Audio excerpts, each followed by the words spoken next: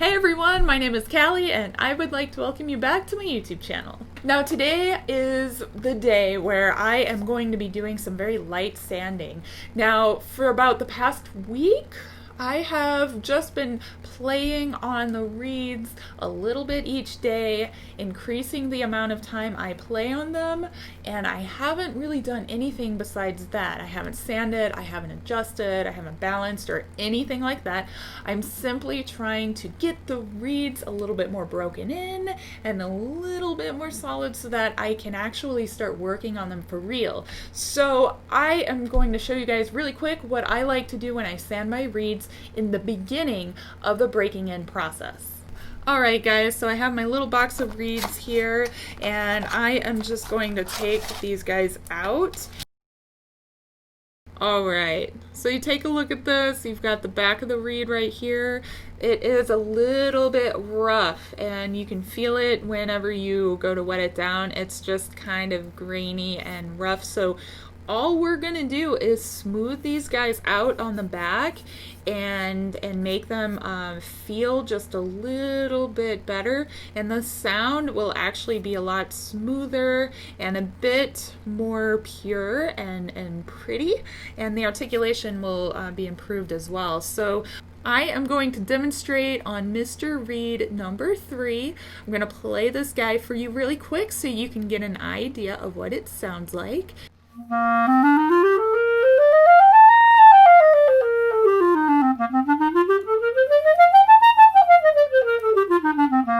So that just feels a little bit stuffy to me.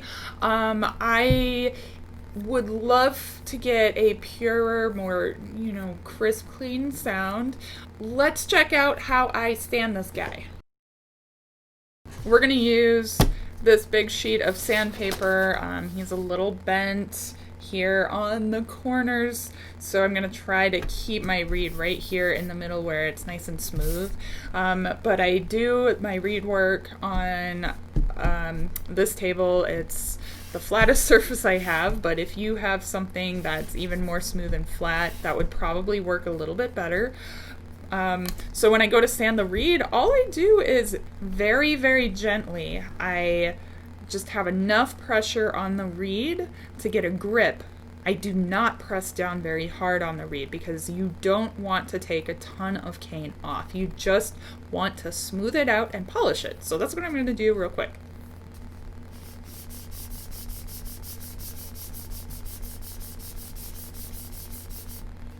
Alright, so that was about 12 little rotations.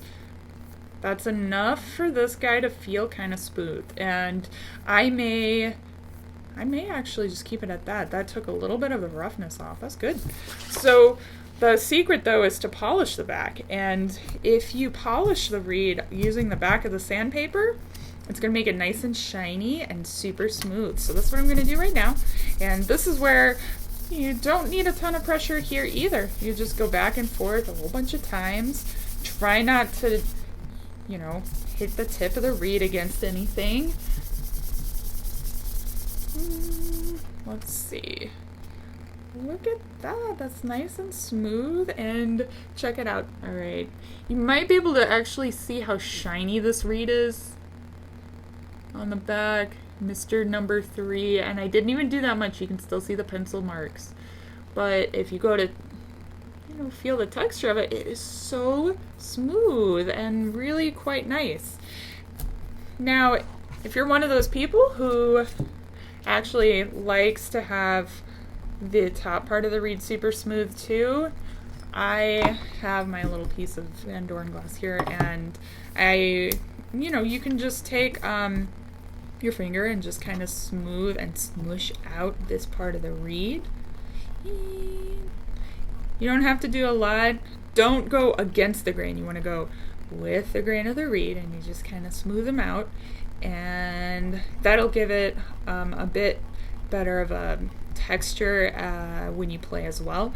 And it also kind of helps bring the fibers of the tip of the reed together.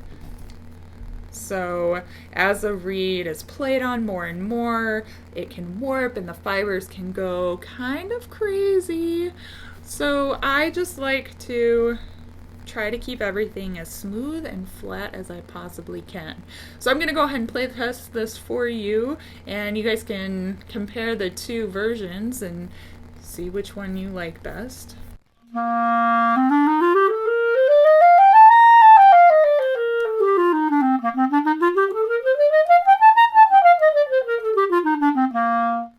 Alright guys, already with that one very, very simple thing, the reed already feels a lot better, much, much easier to play. Now I have had a couple of questions about whether or not to break in an entire box of reeds all at once or break in a couple at a time. Now it really just depends on what works the best for you.